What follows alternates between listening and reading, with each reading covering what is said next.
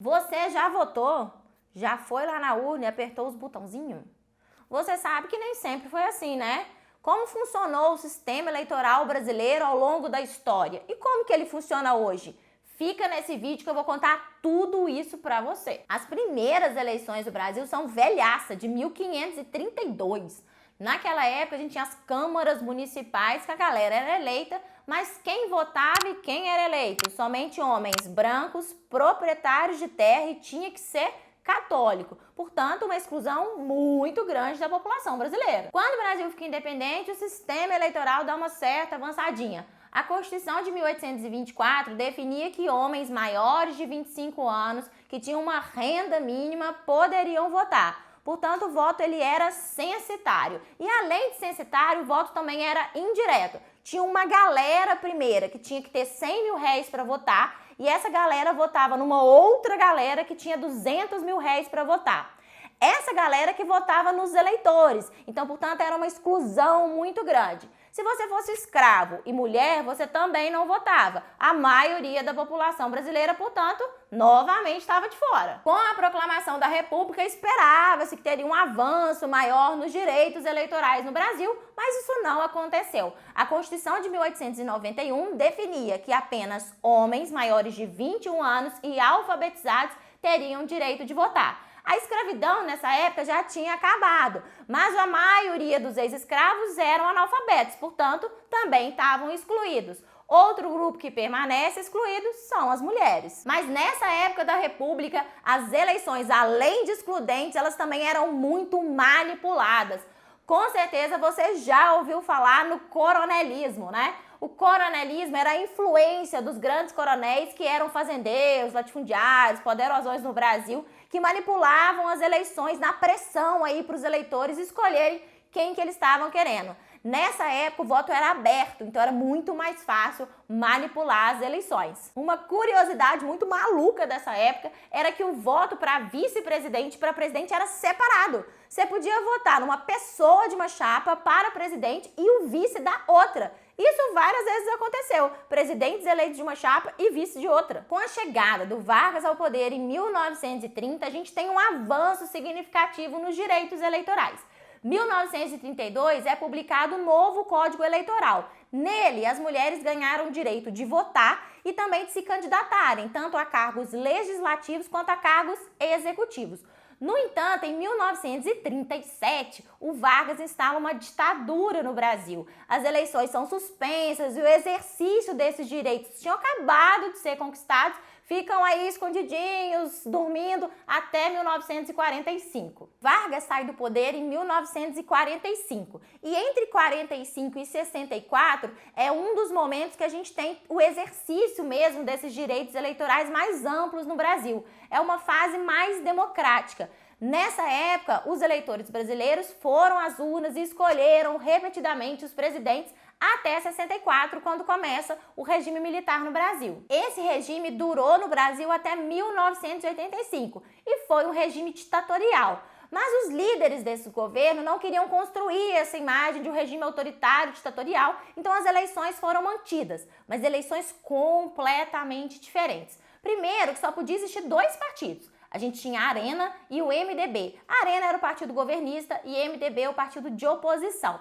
Além disso, os cargos para presidente e governador eram eleitos indiretamente, a população não escolhia essas pessoas. E o presidente da República tinha um mega poder. Ele podia tirar dos cargos as pessoas que foram eleitas, suspender deputados, senadores, vereadores, vários cargos que eram elegíveis no Brasil. Com o fim do regime militar, foi publicada uma nova Constituição, que é a Constituição que a gente tem hoje, de 1988. É nela que está definido como funciona o nosso atual sistema eleitoral. Quem vota no nosso sistema eleitoral atual? Maiores de 16 anos. Foi retirado todos aqueles critérios. Então, mulheres votam, não precisa ter renda, os analfabetos também votam. Além disso, o voto ele é obrigatório e secreto. E em quem que a gente vota, né? A gente vota para cargos do executivo e cargos do legislativo. Os cargos do executivo são o presidente, o governador e os prefeitos. Elas funcionam com voto de maioria com possibilidade de segundo turno. O segundo turno ele vai existir quando nenhum dos candidatos que concorreram às eleições obteve a maioria absoluta dos votos. E a gente também bota para os cargos legislativos, que são os vereadores, os deputados estaduais, os deputados federais e os senadores. A eleição dos senadores é muito parecida com o voto para os cargos executivos. Funciona com o indivíduo que obtém a maioria. Então concorre um tanto de senador e aqueles mais votados ganham a eleição. Os outros cargos legislativos, eu não sei se você sabe, mas fique esperto nessa informação aqui. Os cargos legislativos, eles não são escolhidos pela maioria. Então, os vereadores, os deputados federais, os deputados estaduais que são eleitos, não necessariamente são os mais votados. Ser humano, vem comigo aqui, presta atenção que esse exemplo é complexo, mas você vai entender tudo. Temos dois partidos concorrendo às eleições para deputados, por exemplo, o Partido A e o Partido B. O Partido A obteve 300 mil votos e o Partido B obteve 100 mil votos. Cada vaga para deputado, para partido, é necessário 100 mil votos. Então, o Partido A conquistou 3 vagas e o Partido B conquistou 1 vaga. Quem fica com essas vagas? Os deputados mais votados desses partidos. Esse terceiro mais votado aqui, vamos supor que ele recebeu 10 votos, só a família dele, os amiguinhos votaram nele.